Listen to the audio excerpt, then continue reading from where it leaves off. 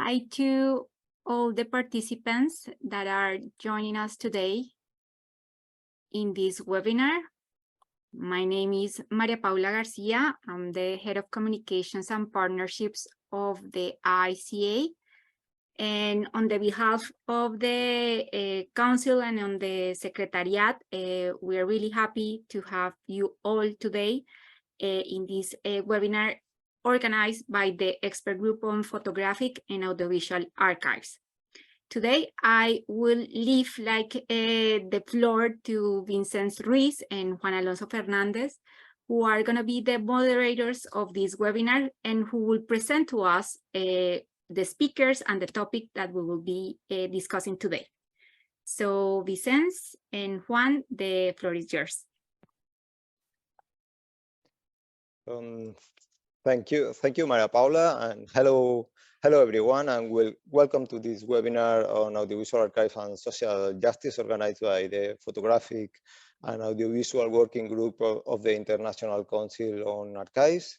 Thank you also to our president of the group, David, who allowed us to organize this webinar, and also he participated in the organization as well.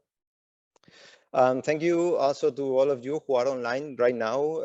We really appreciate each of you for taking the time to be part of this today. So just before we begin, I wanted to do a brief introduction to the content of this webinar. So basically, we are going to discuss the relevance of audiovisual archives within the field of human rights and social justice to citizens, social activists, institutional archivists, subaltern groups, filmmakers, journalists, NGOs, and other communities which are already using video and technology for human rights, or want to do it, and talk about what role archives and archivists can play in helping this. To do that, we have relevant speakers with many years of experience in the sector with us. Yvonne from Witness, Maria Mingo from Mnemonic, and Bon Olgado from Huri Docs. Thank you all for participating in this event, and thank you to my friend Vicente Ruiz, who is well known for his knowledge about community archives and social justice, at least in Catalonia.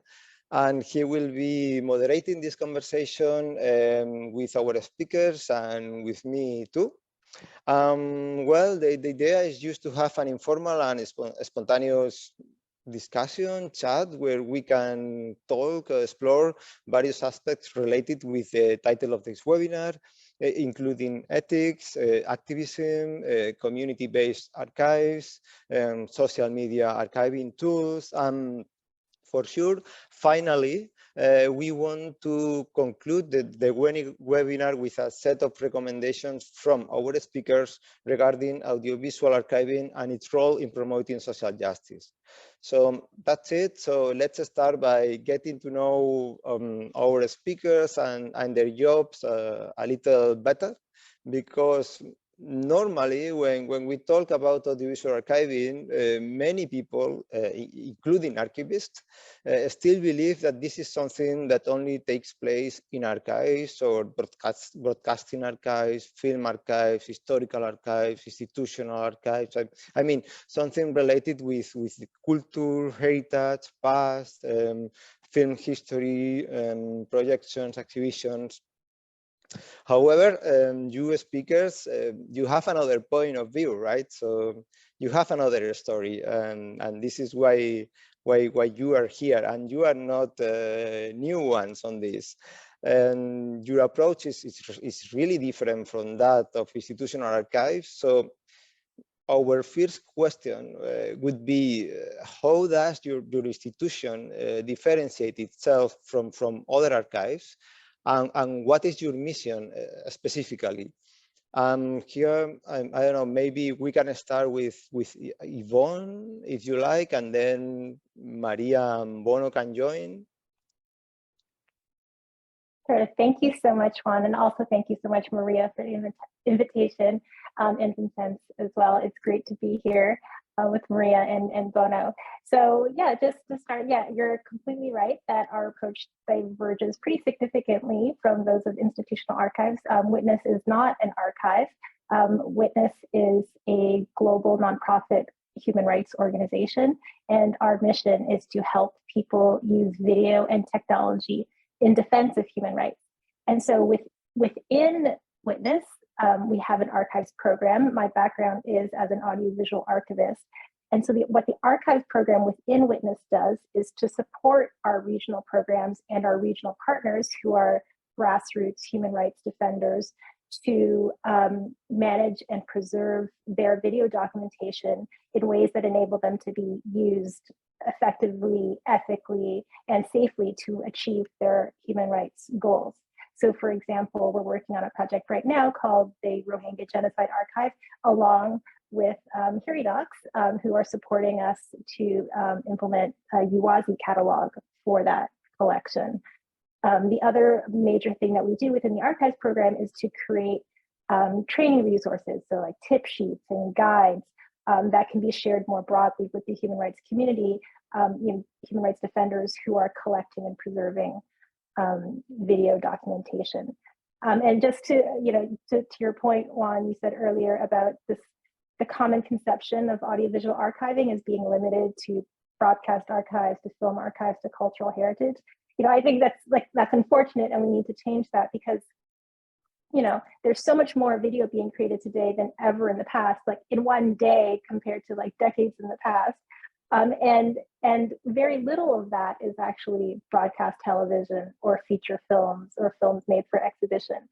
I think everyone, tuning in today has probably learned about a world event or a mass protest or a conflict or some other human rights situation by seeing a video that was filmed by somebody, an eyewitness or a bystander on their mobile phone. And so maybe you saw that, that was rebroadcast on the news, but it was probably originally filmed by, a person who uploaded it to social media. And so that's the kind of video that constitutes so much of the audiovisual content that's being created today. And so yeah, at Witness, like we don't collect, that's not our focus. We're not an archive, but we are here to help people who are documenting violations or who are collecting video to use, for advocacy, to do so and to archive those collections safely and effectively.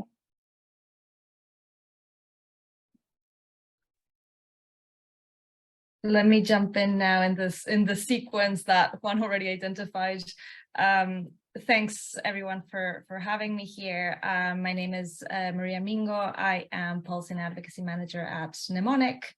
And it's great to be here and discuss this important topic with all of you.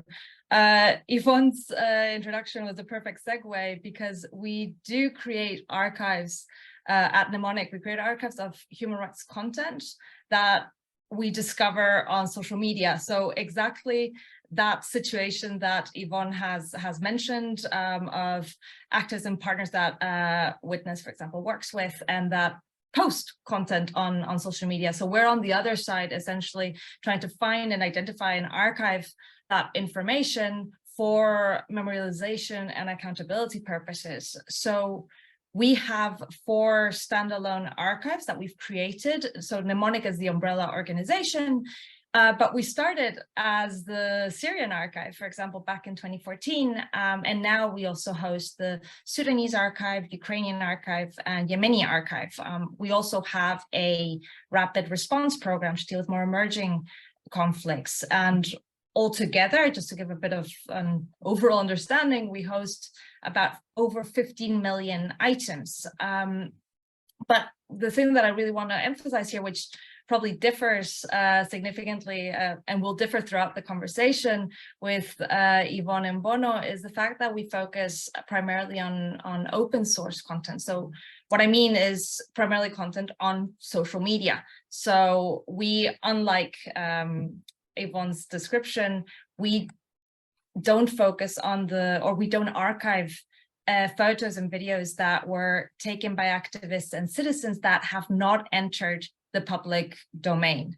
So it's, for example, if someone took a photo and you receive it via WhatsApp, for example, that is still not in the public domain. So that's not the type of content we archive. It's really more what we do find online and therefore consider open source. So recognizing just the amount of content recorded, as Yvonne was saying, and that recorded, of course, at great personal risk and posted for reporting, awareness raising, and other purposes, but also recognizing the potential evidentiary value of this content.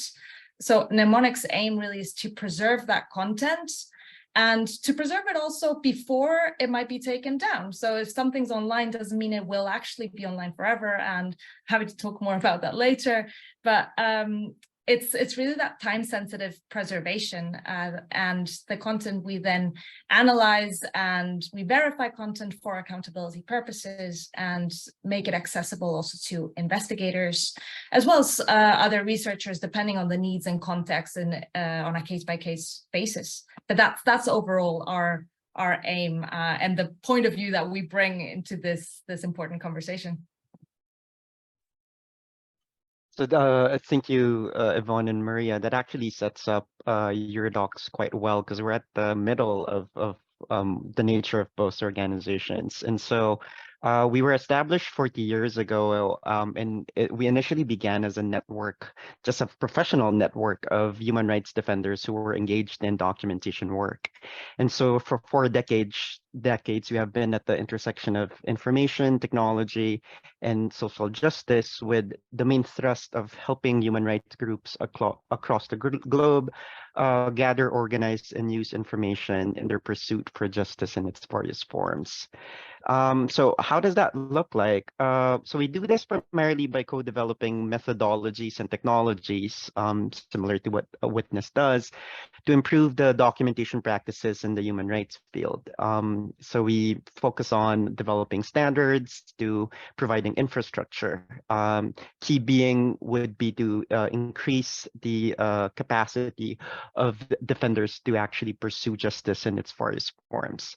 So throughout the years, for example, we have assisted community organizations in developing documentation initiatives, in setting up archives, and for a good decade, designing digitization projects, which was our bread and butter. But I would say that in the last decade or so, Eurodocs is often recognized in the human rights sector for our work around databases. So if Yvonne talked earlier about like video and witness, Eurodocs is pretty much synonymous with databases. And so we develop and deploy databasing solutions, the most recent of which is Wazi, which Yvonne mentioned.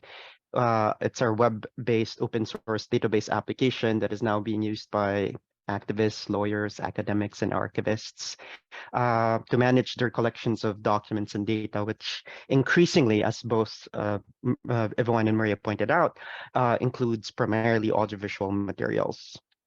And so just to give you an idea of like the scope of our collection, or not our collection, or rather the databases that we have co-developed and maintains, I believe currently we have around 400 databases that we developed with various human rights groups across the globe, covering issues from arbitrary detention to gender-based violence. The AV materials in these collections varies rangely from oral history recordings to on-the-ground video documentation, the likes of which Witness engages with.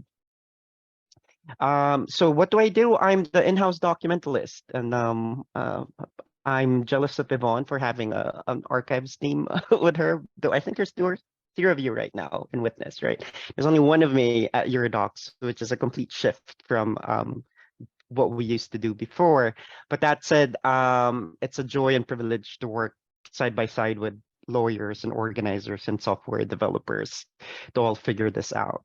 And so I'll talk more of our more recent initiative, one of which is our rapid response documentation initiative, akin to what Maria just mentioned.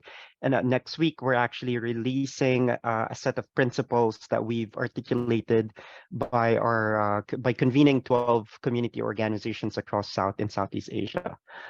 So watch out for that next week. And then, yeah, let's jump into the meat of our conversation today. Thanks a lot, Bono, Maria, and Yvonne for this brief round of presentation. That, apart from introducing yourselves, I think that you have said very well the main topics of the debate. So we can indeed jump into the first round of questions. Just to set again the debate, that again I will say that the idea is to present it as a kind of fluid dialogue. So the less, also for the attendance, the less you see Juan or me, the better would be. So taking into consideration these principles, I will just pose an initial question to Yvonne, in the sense of that, as you all three have mentioned, I mean, it's clear that the audiovisual archives related to social justice is not a new question, although, of course, last year, especially from the moment that social platforms have taken place, I mean, there's been a huge explosion on the materials. This is also relevant for archivists, because we know, we should know how to also deal with all these materials in terms of appraisal.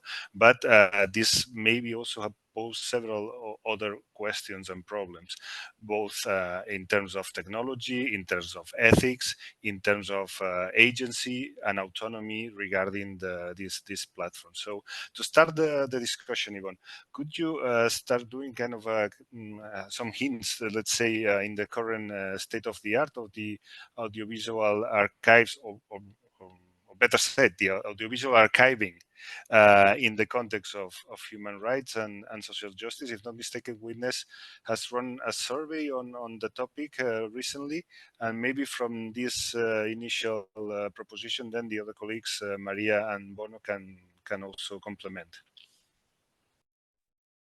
Sure, thanks, Vincent. Yeah, so the state of the art, current state of the art of audiovisual archives in the context of human rights. You know, of course, there are many institutional human rights archives and human rights collections within institutions. I imagine some of the participants on the webinar today might represent some of those. But in my work, what I see more of and a lot of is audiovisual collecting and archiving taking place outside of institutions in different types of settings, you know, such as in advocacy and research organizations, like, you know, like Mnemonic, or community-based organizations, or community-based collectives and networks even, so more informal groupings, and even by individuals. And I think, you know, it might not always be called or thought of as archives or archiving. People might think of it more in terms of like data collection or research or case building, but archival practices are involved. And it could be for a variety of like short to medium to long-term purposes. So, you know, including uses like investigations or advocacy or video production and documentary video making, or for like memorialization or community memory. But yeah, you mentioned the survey that we did, asking people what are the needs and challenges. You know, just, you know, before I kind of talk about some of the main things that came up in the survey, I think you know, one thing that has really shifted in all of these technological changes that you've mentioned is the risks faced by audiovisual media are not the same today as they were in the past. So in the past, we were concerned about things like physical degradation or format obsolescence. I think nowadays, with the kind of you know, the volume that Maria, you know, mentioned, you know, the issues are more along the lines of like discovery and selection, provenance. You know, we're talking about open source media provenance, platform dependence, which, you know, includes things like content moderation and content removals, and the risk presented by that. Managing just mass volumes of data. And with human rights content, security and privacy are major challenges as well. So in the past year, because Witness is really one of our focuses is creating guidance and tips to share with the human rights community, we ran a survey in all of our regions to try to understand better what the current needs and gaps are. And I can highlight some of the main things that have come out. First of all, not surprisingly, time and capacity was by far the biggest issue, financial resources. As I mentioned, a lot of people doing this kind of collecting and archiving they're not institutions, and they're not even organizations whose primary goal or mission is to archive. So they're doing lots of other things, and archiving is part of that. So the time and capacity is a big issue. Another issue is just the organization of stored files and storage. And so, this kind of stems out of this urgency to collect and archive, because content can disappear overnight, but then groups ending up with these large disorganized collections because they just had to get it really quickly because of that urgency, and having to use kind of ad hoc storage solutions because of the urgency and the lack of resources. Thirdly, a lot of people have questions about how to provide access responsibly and ethically. Again, when you're in a situation where there's an urgency to collect, what people do is that they collect first and then think about the access later. But then you end up in a situation where you've collected it all, and now it's like, now what do we do with it? Now we have to figure that out. And this relates to safety and security. And so we're not just talking about the security of the content, like unauthorized access to the content, but also the safety and security of the collectors, the archivists, the people who are holding on to the content, and what the implications are for them. And then finally, another challenge that was identified was just how to deal with and the impact of working with traumatic content. So obviously we're dealing with really sensitive content, really graphic content. And people working with this are often engaged in other advocacy work. So they're already working in challenging situations where they might be experiencing kind of,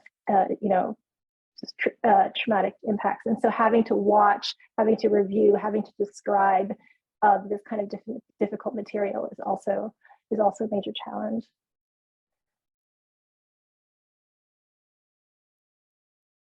I might jump in now because I fear that Bono is going to say the last few points that I have in mind to respond to this question, because Yvonne covered that quite thoroughly. So a lot of the points that I was thinking, oh yes, I want to say this, they're gone. But adding to that, the only point that I would add is the fact that it's so important to make sure that all archives are also future-proof, right? It's that sustainability of archives and going beyond, obviously, very important topics like security being a big one, right? Security and how it's organized, and all of these questions around verification, etc. And obviously vicarious trauma, but ensuring that the information that you hold, that it's first up to date constantly when it comes to software changes and updates. Technology changes so quickly. So one of the challenges is also make sure that we keep up, make sure that if things change so dramatically, that these things are still accessible in future. And the other one is also just ensuring that, well, if it's an organization holding these archives, what happens if the organization ceases its activities? What happens if funding runs out? Hopefully this doesn't happen, but thinking about what would happen if that were the case, I think is really important, and making a plan for that as well. So those are I think, additional challenges and considerations that I would add to Yvonne's already really complete answer there. Bono, I hope I've left you something, but I'm sure. No, I mean, you're freeing me up to just reiterate what you've pointed out, which first of all, we're looking forward to reading the report from Witness and figuring it out together with the communities that we work with and how to move forward and address some of those concerns. But I agree specifically with Maria's concern in terms of the temporality of archiving in this space is very, very different. There are immediate needs, right? Like the thing that you're archiving now will be used tomorrow. But at the same time, the pursuit for justice tends to be a multi-generational endeavor, right? When you're dealing with transitional justice, chances are, sadly, it goes very slowly and it takes like multiple generations. And so when you find that long durée of how to pursue justice in various forms, and then you see the short temporality of the obsolescence of digital audiovisual materials, then you have like a recipe for disaster. And trying to contend with that becomes a very, very difficult. There's an interesting thing that also that Yvonne pointed out that is worth reiterating here, which is human rights defenders or activists, community organizations don't see themselves as archivists or don't see their collections as archives. And sometimes us archivists, when we're asked to help out, we tend to forget to sometimes remove or adjust our archiving hat. I've seen this so many times before where an archivist comes in working with community organizations and say, well, you're not doing it right, or you're not doing it properly, applying the principles that they've been taught. So Yvonne and I went to the same program for grad school. I was a film archivist initially by trade, and I learned when I moved to the space because of necessity of the call of my community, I realized I had to unlearn a lot of these principles and a lot of these practices because the logic of cultural preservation does not necessarily align fully with the logics of the work of the movement that we're dealing with. And I think that's a lot for us archivists to contend with, that if we are to be in solidarity with folks who are doing this, that we might have to expand our notion of what an archives is or what archiving should be or could be, rather. I'm a bit afraid of jumping in because you have opened a door that can really monopolize the rest of the debate. But this was also the aim of the thing, because clearly you have pointed, all you three, that these main problems regarding sustainability, this indeed pursuit of justice that has an intergenerational scope. These are topics that, again, not of course in the specific case of social justice, but in a more general terms, are the kind of the traditional missions of institutional archives. And now you, Bono, were clearly pointing to the fact that we institutional archivists have this hubris of saying, oh, you are not doing it right, you don't know what to do. But at the end, clearly there's a need of this transfer of knowledge from the one side, and also from both sides, because it's kind of technical transfer of knowledge to the activists, but this social transfer of meaning and scope from the activist side to the institutional archivist should also be put in place. Not to, I mean, change the order of the questions, but I think that is interesting that since you all of three have pointed to this topic, what is your experience on these, let's say, ways of helping and supporting from the institutional to the activist side? I mean, it's kind of this the famous fourth period, let's say, of the archival tradition, that this community period that was posed by Terry Cook after the evidence, memory, and professionalism. This community standpoint where we are now. It was already in an article of 2013, one of the last articles he published, and this is precisely where we are moving. Do you think that this is possible, that we have progress on that, or still there are two different walls? I mean, at this stage now, this webinar is hosted by ICA, so kind of the paramount of institutional archives. But do you consider that there are transfers, real transfer on this relationship, or it's just more isolated actions?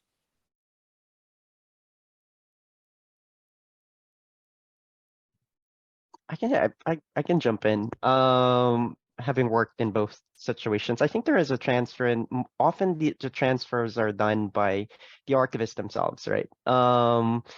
Being with the community or coming from that community, for example, and being part of the professional field, you'll do a lot of translation work and build bridging. But also just to assert the fact that there could be multiple ways of how we go about archiving. So it's not an either or thing. There could be multiple ways of how archives are perceived and pursued that are context specific, that would differ based on the mission and the people that are doing it. We've seen this already in terms of, archiving with limited resources and archiving with a lot of resources. So archiving for various communities can come in different shapes and forms as well. Identifying shared principles also will be key, right? So archivists might call it provenance, lawyers might call it chain of custody, but they're all pretty much the same thing. It's just we just have to translate these languages and see how they're adopted towards particular communities and contexts. And so listening is key in this translation work. And I think that's like one key thing we learn from organizers is just to listen and then do the translation work. If I can add something there, thanks, Bono, and it's that one of the things that we're also seeing overall is just, and this is talking within archives of that focus on the same kind of work, is that we need to also consider not just the interoperability, hard word that one, between the actual archive and say the end user, but also how different archives communicate between each other within the same kind of aims. So, for example, in many different contexts, what we see is many different actors are collecting information and setting up their own archives, and they work independently. They use this for their own purposes. And then if we're talking about accountability, the end user is perhaps either the same or very similar. And a question arises of how these different archives also communicate amongst each other. And there I very much agree with Bono that we need also principles. We need a bit more guidance into how this communication can take place. But as I think both Yvonne and Bono mentioned at the very beginning, of course, the use of an archive is particularly important. So I think that if content is used, for instance, and I'm talking now still in the human rights world, but I'm different uses within that. So, for example, if we have an archive where the owner of the archive uses the information primarily for advocacy, the way that information is used for, say, legal purposes will require additional steps, and it will require additional work around it. The way that information is preserved varies, of course, between the two. So the different uses, and I'm sure that for the uses of everyone who's joining us here today, I'm sure there's many different ones where the different levels of principles, standard guidance, that they vary between them. So if we're talking about getting archives to communicate between them, it's also considering those different end users as well. Yeah, I'll just add a short note to the end to like everything that Maria and Bono said, complete agreement. Bono, I love how you put the idea of unlearning archival principles and understanding that the logics don't align. I thought you put that so beautifully. I think our approach has been always to think about like just, archiving as a verb as opposed to like building archives as the noun, because there's a lot of different functions within the work of archiving that can be applicable in human rights work. So whether that's like how we do ingest or how you store or how you do description, and it's not necessarily towards like this end of like building an archive, although sometimes it is, like in the case of mnemonic it is, but sometimes what our partner is looking for is not to build an archive, but just help them managing their collections so that they can use them tomorrow. So yeah, I love how you put that, Bono. It was really helpful.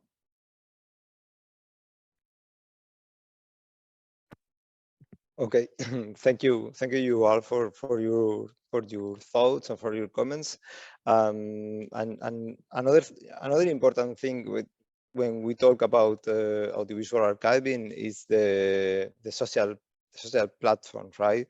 And and this is important because, for example, when we want to study or report on conflicts or crises or wars from the past, we often rely on public bodies like institutional archives. So they still play a crucial role in ensuring access, privacy. They have resources, preservation of the audiovisual documentation, description, and so on. And one good example is the mechanism from United Nations, the International Residual Mechanism for Criminal Tribunals, which is based in, I think, in Netherlands and in Arusha, and they're doing a great job. But times have changed, right? So I remember the Arab Spring, for example, often considered the social media revolution. The number of Facebook and Twitter users increased dramatically in many Arab countries at that time. And there were similar movements in other countries, such as Spain, for example, with the Spanish indignados.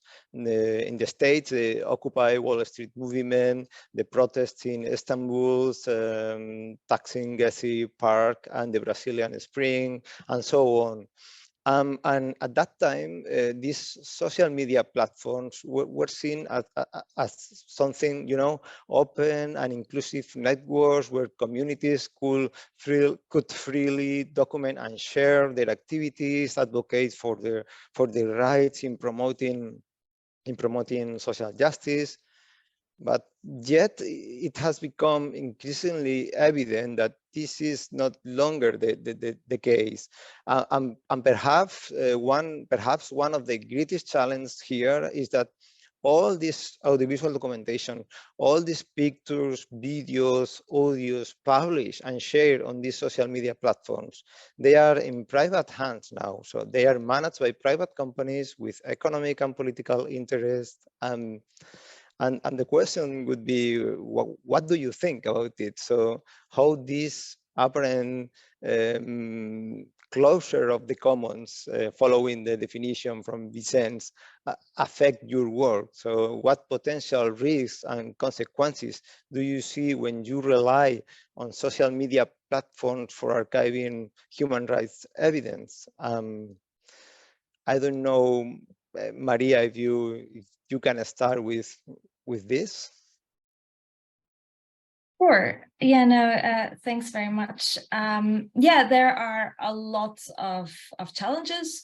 Let me start by acknowledging the benefits, of course, and when you've highlighted already some of those, especially when talking about the Arab Spring, but of course, by uploading content onto social media, this can enable the reporting of injustices and violations to the world in real time, right? It's raising awareness, but also memorializing conflicts.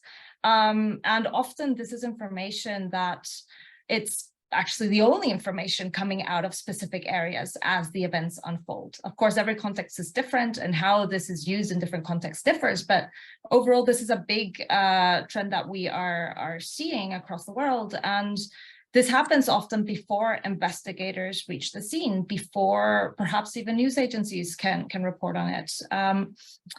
However, posting on social media, and especially for this type of content, it's not advisable from a preservation perspective. Content is, well, first often stripped of metadata when it's posted, which makes verification harder, not impossible, but definitely harder.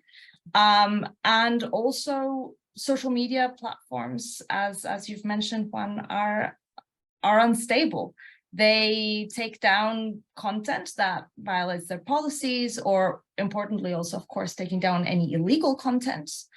And when it comes to content that may violate policies, There are exceptions in human rights contexts, essentially exceptions where there's a balance between the potential harm for people in the videos and platform users by seeing this footage, but also it's balancing that with the potential public interest in knowing that these things are happening. So it's a case-by-case, essentially balancing act. And unfortunately, those exceptions aren't always applied. They're difficult to identify. And what we often see is, for example, over removal. So takedown of content that perhaps doesn't violate policies or falls under one of these exceptions, but is taken down anyway. So one of the things that I always find it really important to clarify is that, as we all know, content moderation overall as a whole is a really important thing, right? It helps us have a safer internet. It helps us engage in platforms the way that we want them to, without this exposure to harm. However, if it's not done properly, they can lead to these over removals, or also leaving harmful content online, as we've seen also in other contexts. And these over removals, for example, take place mainly due to broad or non-transparent algorithms that do not capture nuance or language or context, and it can be really, really difficult. So that's why one of the main reasons why we try to preserve content before it is taken down, so that we still have that archive of information, so that this really this information that has huge potential evidentiary value, that it's not lost and can still be used for cases and for accountability. So for content that is taken down, we are pushing, and this means that apart from archiving, where we have to have also policy work, we have to also work for policy change, because we are pushing together with other organizations. Witness is one of them, for more transparency around content retention and access to taken down data for civil society and academic researchers. It's important that this information can also be used for human rights research. So that's an additional policy area that we as Mnemonic work on. So it's that content retention, but also it's strengthening the algorithms to ensure that the over removals don't happen to begin with, so that information about conflicts and memorialization and awareness raising can still happen while also working for accountability. And one really important opportunity that I want to highlight here is the European Union Digital Services Act. So the DSA is a huge opportunity for this, because it is setting up regulations for these platforms that provide services in the European Union. And they do tackle things like transparency, risk assessments, access to data. And a lot of these questions are still being discussed, and what exactly that will look like.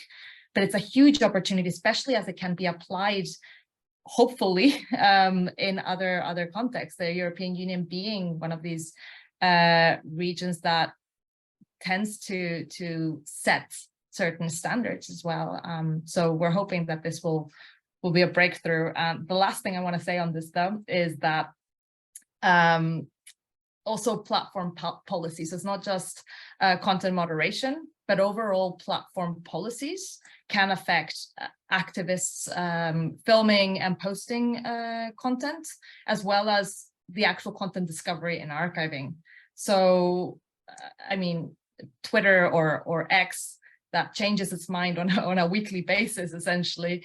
There we do see how its policies, especially things around requiring verification, for example, to use or to do even basic open source research on these platforms, how that creates security risks, how that limits the amount of posts we can see, creates financial barriers, not just for large organizations, but also smaller organizations that definitely might struggle more to cover these costs to do this human rights work.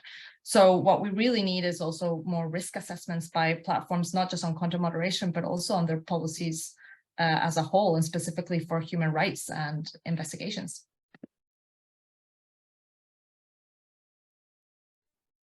Maria covers that really well, and I just wanted to say that the human rights sector is very thankful for Mnemonic for taking the lead on really lobbying, arguing with some of these tech platforms, because we at Eurodocs, we recently developed a tool we call Preserve, which also extracts and content and materials online.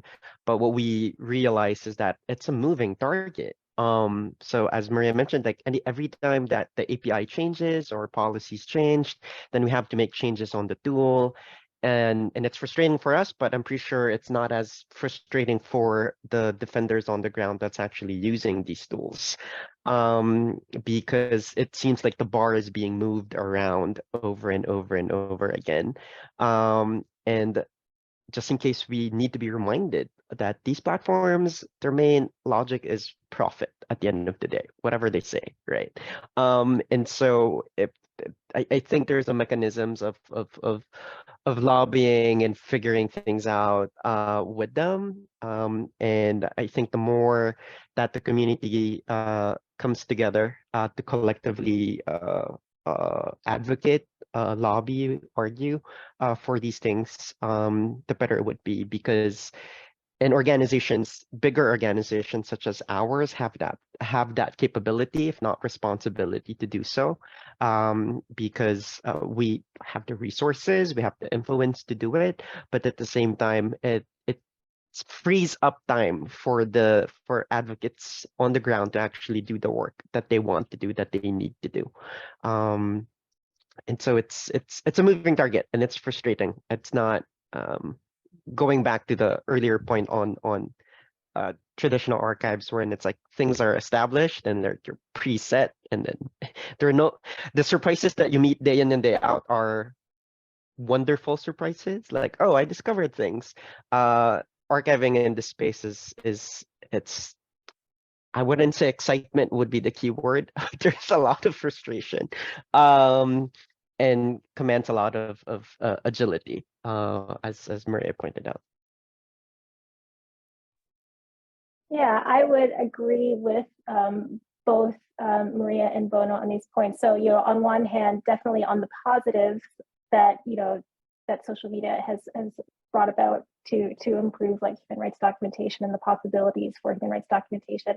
And then also with Bono on the point that, these are private platforms, these are corporations whose, they were never meant to be commons, they were never meant to be archives.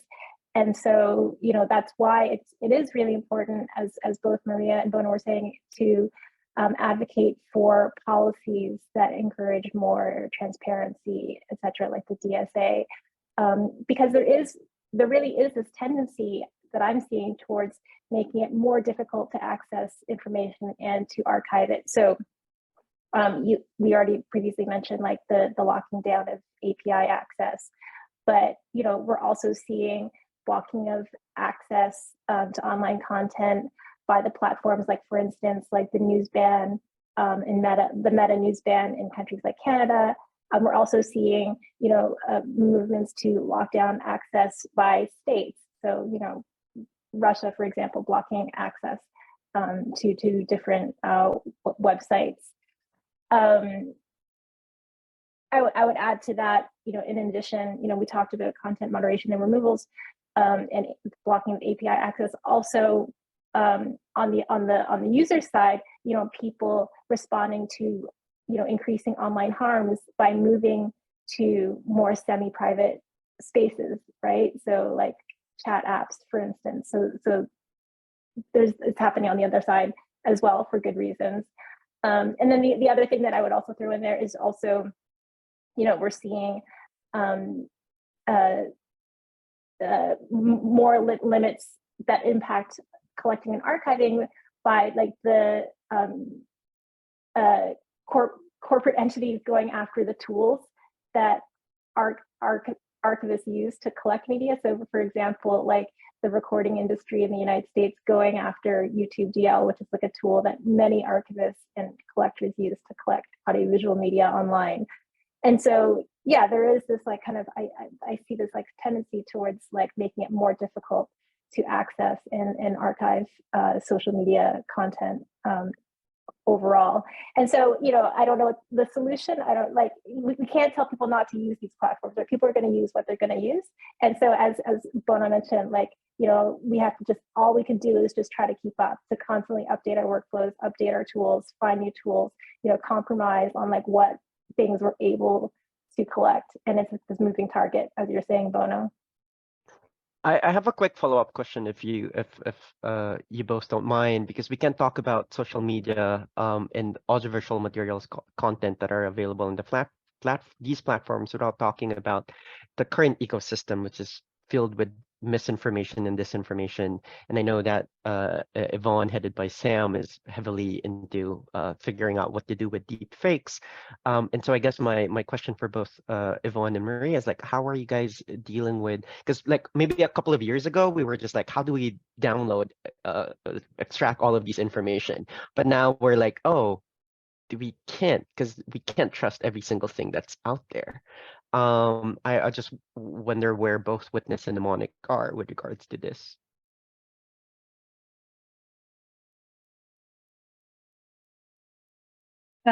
Sure, I'm happy. Although I think, to be honest, I think Yvonne, I think you guys do so much more work on AI and all that I feel you have more to say on this. I can from Mnemonic just add the fact that, of course, today it's just so hard to know what's real from what's fake, right? And ideally, you'd have an archive that only has information that either you know is authentic and is true, or even better, that you can prove is authentic or is true.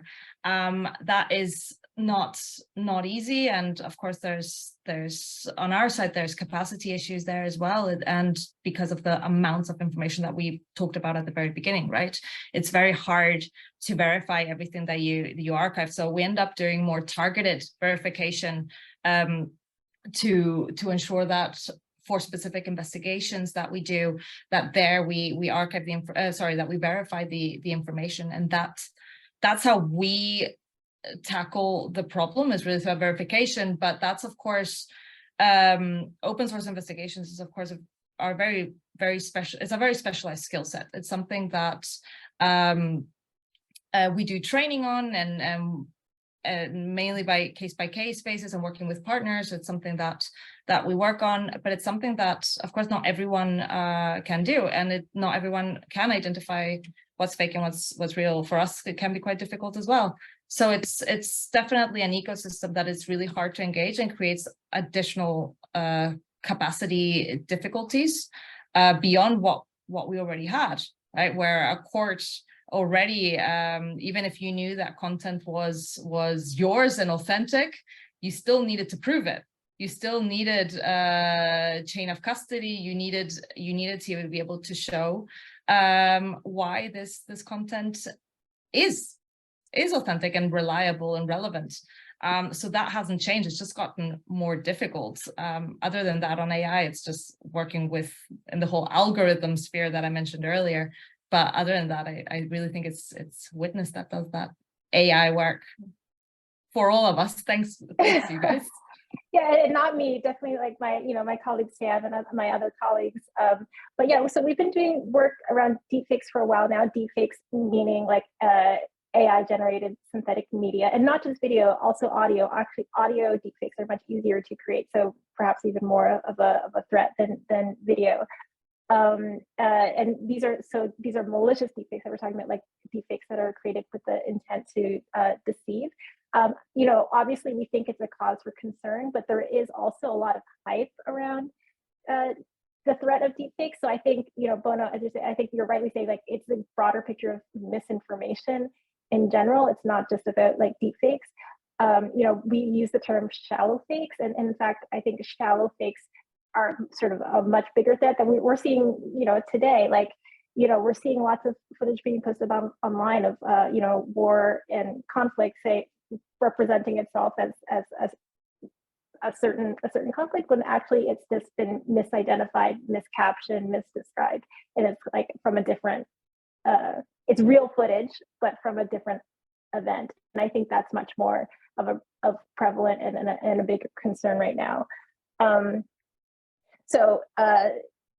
Yeah, and so, like, the problem of deepfakes and information, is, first of all, just the onslaught of it just like impacts our ability to discern like what is true and not true, and what can be, it disrupts our whole sense of trust, and so on one hand, it the knowledge of the existence of deep fakes actually enables people who want to dismiss real content and the truth to have an out or a get out of jail free card, say like, this is not true, it's a deep fake, right? So even if deep fakes aren't that prevalent, the knowledge of the existence of deep fakes has this like wide-ranging impact. The other impact also is, now that there is an awareness that deepfakes can be generated, it raises the expectations and the standards for people who are documenting real events to have to additionally provide like additional markers of authenticity just to prove that what they're documenting is true. And so that increases the burden on the people who are already documenting in challenging situations.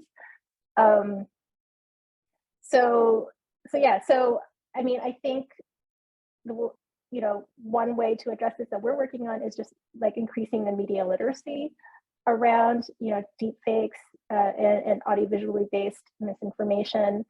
I think also importantly, another way that we're addressing this is to make sure that we're not just placing burdens on the people who are already overburdened. And so looking at solutions that involve other people in the pipeline. So whether that's tool developers, whether that's distribution platforms, other people who can play a role in developing and strengthening like trust and provenance and like markers of authenticity that doesn't place a burden on the people who are like already having to do the documentation.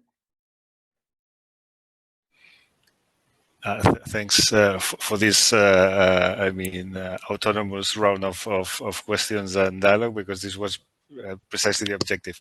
You have tackled then also topics like AI, also, of course, the fakes that, by the way, people in the chat were asking for deep fakes. So I don't know if you spot the question or it was just part of the discussion. So thanks for this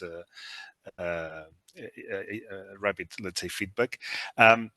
Following a bit on the reflections you just have made on, because Maria started talking about the relevance of the Digital Service Act. So this concept of digital sovereignty that especially from Europe and all communities want to obtain against, and again, these fake commons that are the social platforms. This aligns also with the concepts of archival autonomy that are presented by colleagues in Monash University, for example, from the archival literature, that at the end, they are tackling the same topics that now we also were discussing. I mean, this ability of enhancing the literacy of users and archivists on identifying what is accurate, what is not accurate, what is trustworthy. These are then again the basics on archival science that now can indeed have a huge impact in social in the social environment. I mean, because beyond the walls of the archives, as Yvonne was saying, let's stop thinking of archiving as a noun or as an adjective of a building, and let's focus on archiving as a verb, because from there everything evolves. I think that a similar topic that affects both institutional and especially, of course, activist archiving is this dimension on ethics that at the end you were also kind of tackling, and not directly in your previous questions and so in your previous answers, sorry, but I think that it's important also to maybe make some statement on the ethics on both sides, in the sense that first there are ethical issues from the point of view of the archivist, from the point of view of the even being activist or not, from the capture of this material. Do we have the right to capture? In which circumstances? And also the ethics regarding the content of the material. You have already talked about trauma-related images, the impact that may have not only, first of all, for sure, if we're talking on social platforms, on the content moderators that usually are underpaid staff of these social platforms. They are not precisely the CEO checking the moderation, and they have real traumatic issues. And but again, on the effect of the dissemination of these images.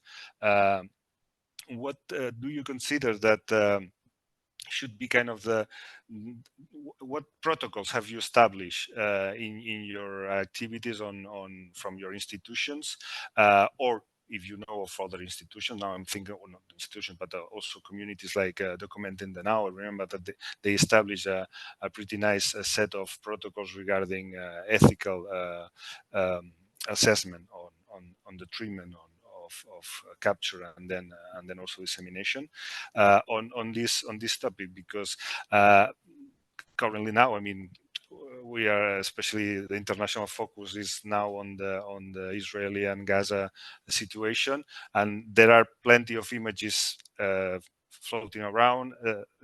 Some of them are consciously kept and not distributed. Others, they are accused, as we were saying, of being fake, deepfakes. I mean, there's all this ethical side, that dimension, that I think it's key also to reflect a bit on this next round of questions, and maybe Bono can start the discussion on that. Yeah. So you laid out quite well the tensions in doing this kind of work, right? So there's immediacy in terms of what needs to be done, in terms of raising awareness, pursuing advocacy, providing evidence, but at the same time, the knowing that most of these materials really focuses on the lives of individuals, calls us to actually make sure that we be able to articulate and remain steadfast in terms of our ethics. And it calls on both expanding and challenging some of our established archival ethics, precisely because of the nature of the materials. In the human rights sector, there's what we call now a turn towards victim or survivor-centered approach to everything, which means that at the end of the day, if we center the dignity of and the care for victims and survivors, that's a good ethical route and ethical stand to make. And to center the dignity of and the care for victims means that we apply this at the point of both the, let's use archival parlance, the acquisition of these materials, the management of these materials, and the utilization of these materials. Getting consent would be key. Consent that can change throughout these archival processes, right? Consent at the point of acquisition might not necessarily be the same as like consent of eventual use, or use might only be applicable to one use or at a certain time or a certain purpose for a certain audience, and it might be more work for the archives and for the archivists, but this is needed work. And so there's a lot of decolonial approaches, feminist approaches that really centers this value of care, that we aim to center. It's not easy, precisely because, again, as Maria pointed out, there's a challenge, there's a time ticking that we need to get all of these content as soon as possible. But there are mechanisms to say that maybe we can get all of these materials, but be steadfast in making sure in terms of how they're being used, who's having access to them, and be okay as well with letting go some of these materials when it no longer serves the dignity of the victims and the survivors. So again, the temporality is very different for this kind of work, and so consent changes, approaches changes, ethics changes, because the time and the time element is different, and the human element more than ever is very much at the center of what we do. Yeah, I would absolutely agree with everything that Bono said in terms of taking a people-centered approach, an approach that is not, you know, a universalized, standardized like approach, but one that's like not like a one-size-fits-all way of approaching this. You know, like as Bono mentioned, like, you know, consent isn't always possible. Like, let's say we're talking about collecting from social media, for example. So, you know, there's all kinds of situations like that. There's always going to be a risk. So, you know, the responsibility is to try to mitigate those risks as much as possible. And if you can't, then to weigh the whether it makes, to think about people first, and to think about whether it makes sense to even collect at all. I think, you know, fundamentally the question to ask oneself is like, why are you collecting? Is it for the benefit of the community who is being documented or whose experiences are being captured? Or is it for some vague like archival imperative or need to preserve for whatever reason, right? And secondly, like, are you the best positioned person? If it does need to be collected, are you the best person to be doing it? Or is somebody else better positioned that you can support instead of collecting it yourself? And so, you know, for at Witness, you know, we always, our model is to always work in collaboration with partners who are part of communities, who are engaged in their human rights struggle, who, you know, on a practical level, have the best understanding of the materials, who have the best understanding of what the risks involved are, and who is at risk, and who are actually like going to be the ones using the materials to advocate for the community. So it makes the most sense. So yeah, I think, yeah, exactly, this like people-centered approach, this approach that considers the unique circumstances of every situation is the way to go about it. Yeah, no, I definitely agree with what Bono and Yvonne have said. I think Yvonne already touched a bit on social media. So when you're collecting from it and how that sometimes can be a different approach. So I'd like to just expand a little bit on that. And just that, of course, when we're talking about open source content, we're talking about, as I mentioned, content that is already public. While there the considerations are somewhat different. So informed consent, as Bono already so eloquently said earlier, informed consent is a clear and core practice to human rights fact-finding, right? And the problem is that if informed consent cannot be reasonably obtained, and also from our position, any attempt to obtain such consent could also constitute a personal interaction or communication with a vulnerable person, which would, by definition, also introduce them to additional risk of harm. So that's an additional consideration that from our side, we also keep in mind. So the question that we ask ourselves is, can we assume consent to share already public information because it's already public? And does our publication of it, if we were to publish it or share it to, as I mentioned earlier, to investigators or perhaps other researchers, does that publication amplify the information beyond what's reasonable to assume by this implied consent? So we really think about, okay, what can we assume here and how would our actions impact that? And it's things also like, for instance, if the images that we would be sharing, if they include any personal information about at-risk individuals, is to make sure to not share those unless they're sufficiently edited, so that the image will be impossible to, for example, reverse image search. So it's harder to then find that original content and expose the vulnerable people appearing in it. So there's a lot of additional considerations to think about. And this is, of course, as Bono was saying, incredibly sensitive content. And we always need to think about how to securely store and ethically manage it. And one of the things that we do is that also when we identify content to archive, it's doing a preliminary assessment of its relevance. The question that Yvonne was asking, do we need to archive this material? But also for material we've already archived, the question is, do we need to continue archiving from the source? So we have a sources list that we keep and we monitor, and that we establish its reliability, and essentially it's reevaluating that at a regular basis to make sure that there's still a need to keep archiving this, and to make sure we're not just archiving because that's what we've been doing or because we think it's good practice, but rather regularly reevaluate that and make sure we continue to have a justification for it, and writing that throughout our protocols as well to ensure that we comply by that. It can be definitely very, very tricky, but it's such important questions that we need to just keep asking ourselves this. Okay, thank you.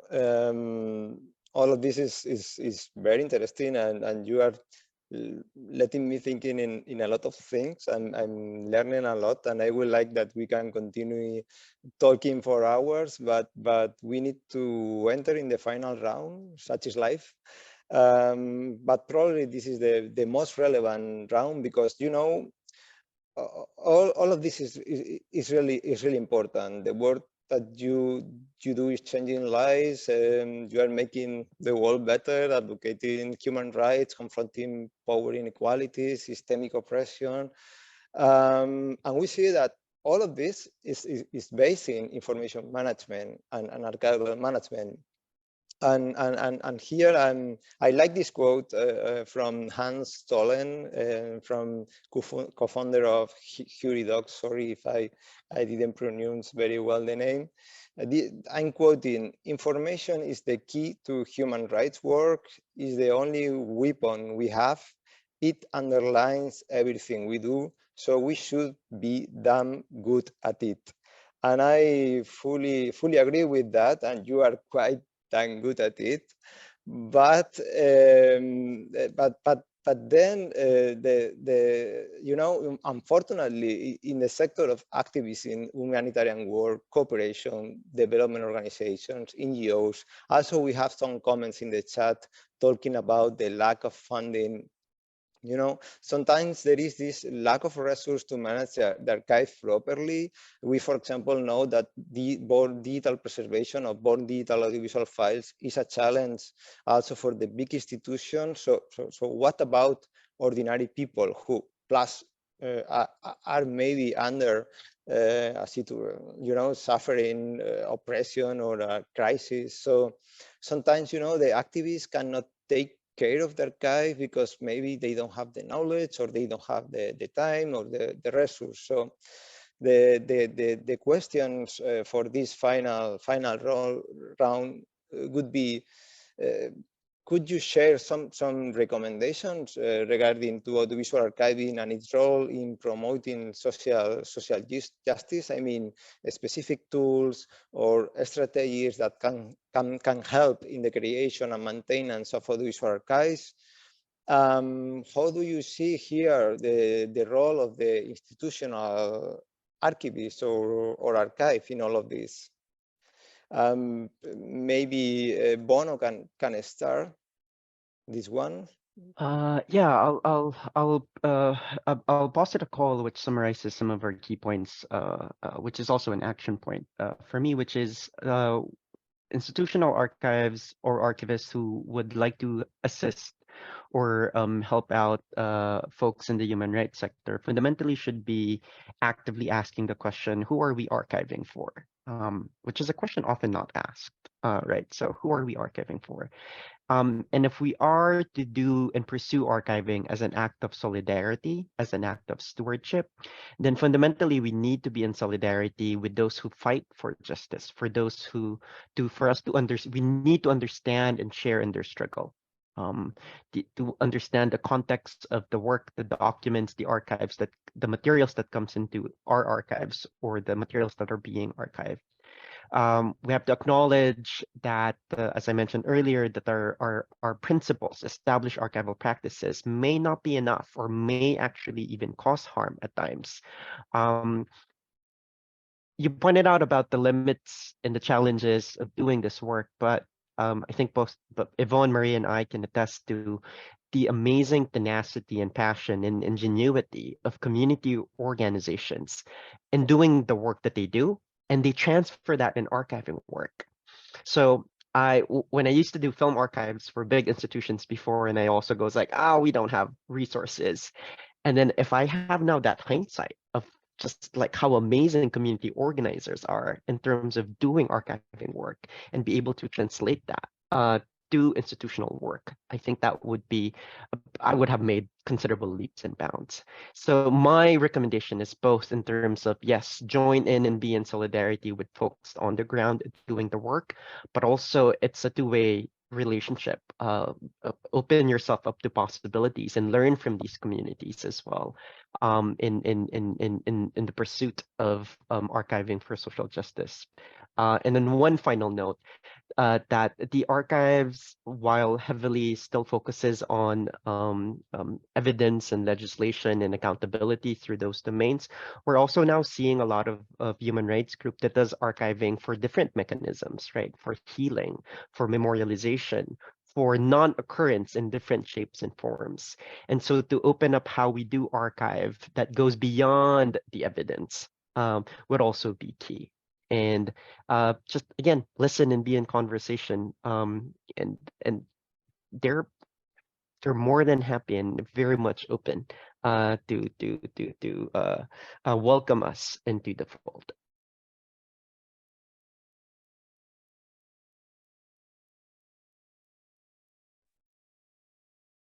Shall I go next?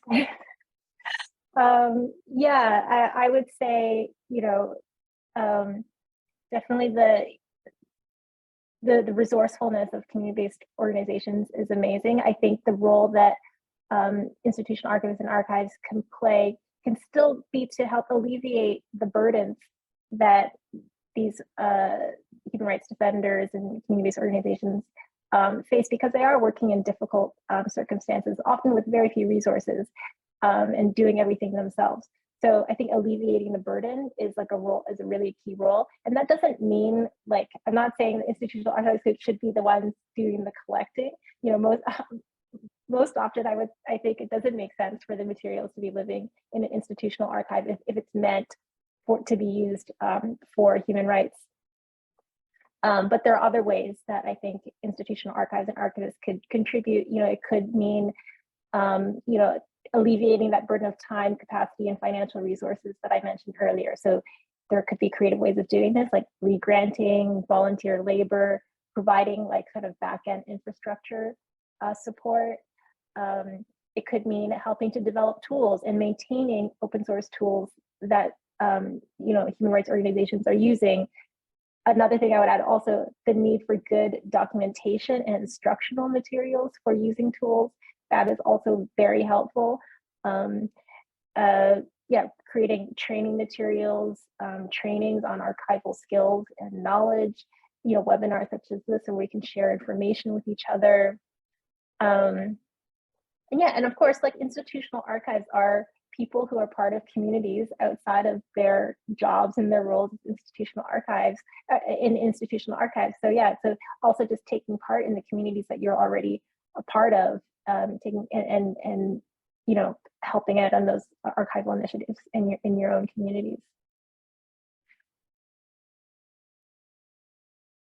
I love Bono's comment on listening. It's come up a couple of times now today, and I think one of the most important things, as mentioned, is having conversations with, whether it's people who have recorded content, for example, or others, depending on the nature of the work, but it's making sure that the services provided in the context of these collaborations, that they are the best fit. It's trying to avoid imposing a specific way of working, in this case, a specific way to archive information onto a specific situation. Is really trying to adapt as much as possible. Archives themselves might not be as adaptable depending on the structure, but it's trying to increase that adaptability. And where not possible, perhaps this isn't the right tool, this isn't the right way forward, and perhaps there's other things out there that would fit the needs better. And I think recognizing that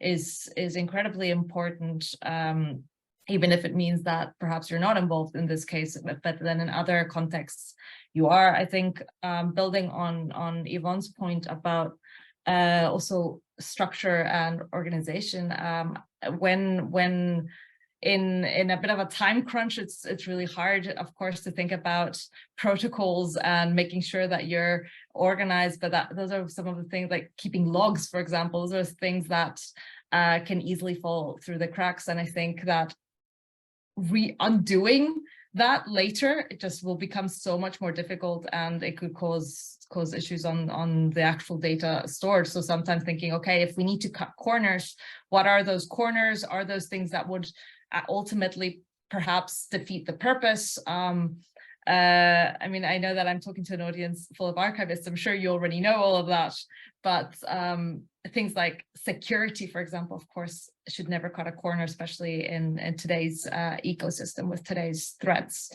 And that's, of course, for security of the data itself, and as well as of any people that might be associated with it, revisiting the information that you hold. And I'm running out of time, so the last thing that I will say is just asking the questions, right? I think that's the perfect starting point. And if there's no time, it's at least we should always make time to ask ourselves those important questions of, as Bono said, why are we archiving? Who are we archiving for? I think was the question, rather, and making sure that do no harm principle is prevalent throughout any work that we do. And if it's not, then perhaps we shouldn't be doing it. Oh, and I do have actually suggestions of a couple of tools, which I'm just going to put in the chat.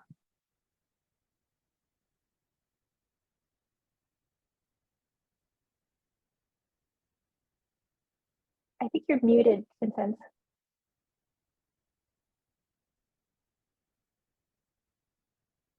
We can't hear you.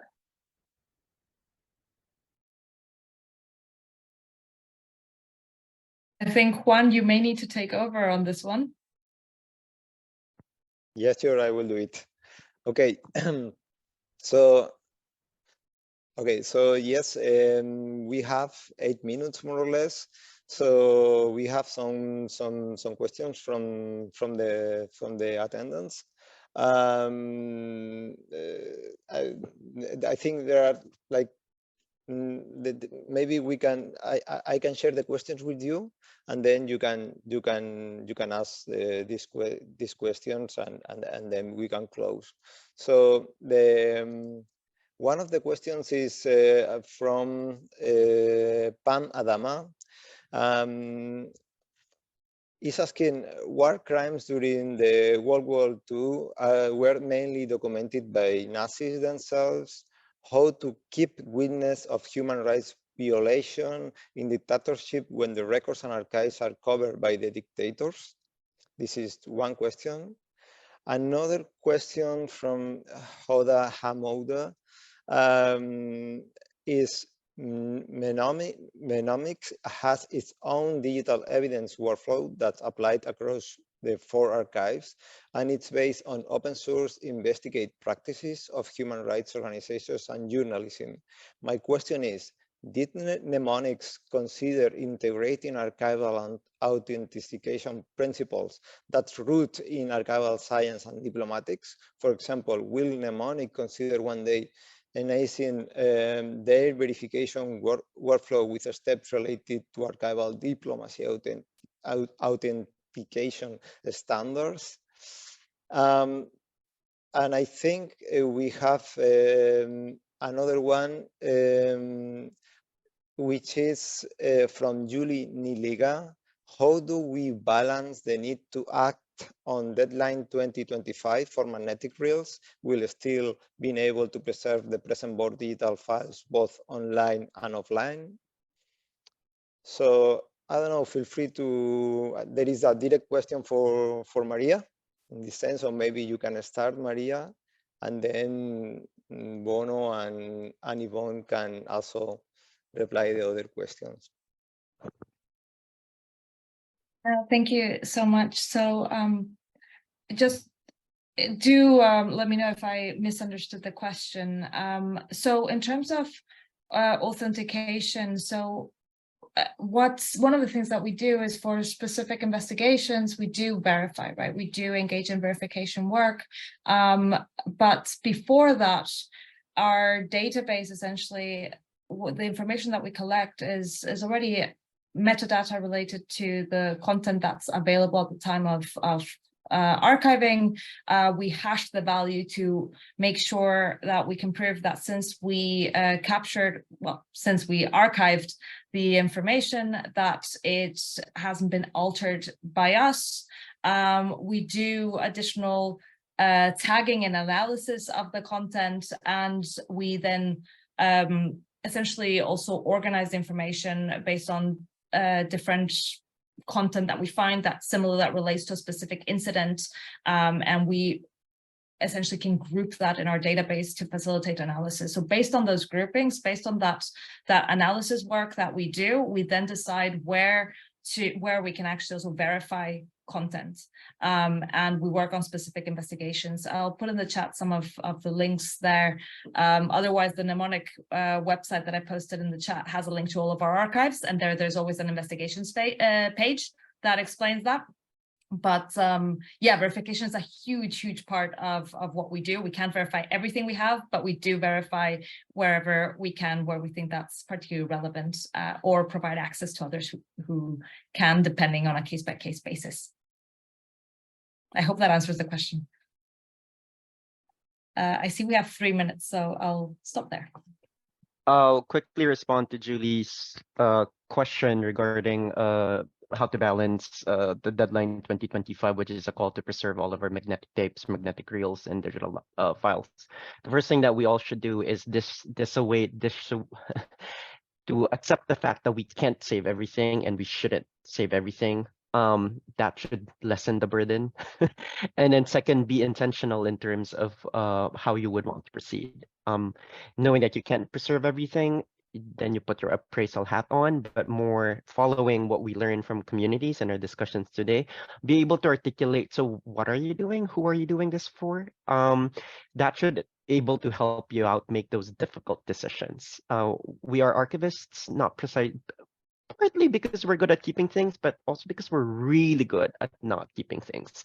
And so wear that hat and then prioritize accordingly. And also just, free yourself from any guilt if there are certain things that you cannot save.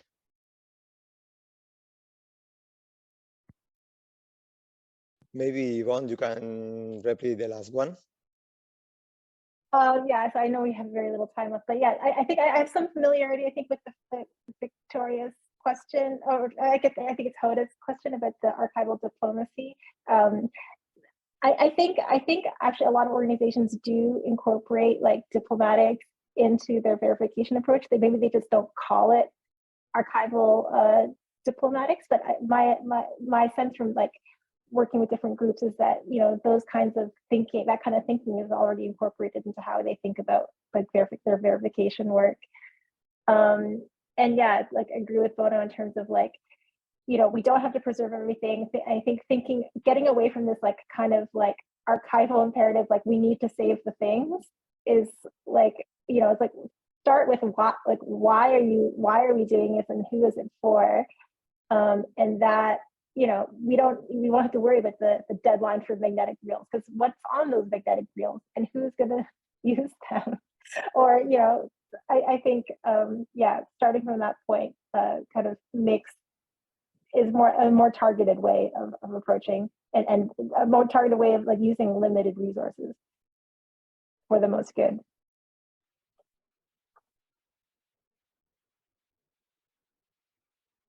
I still can't hear you, Vincent.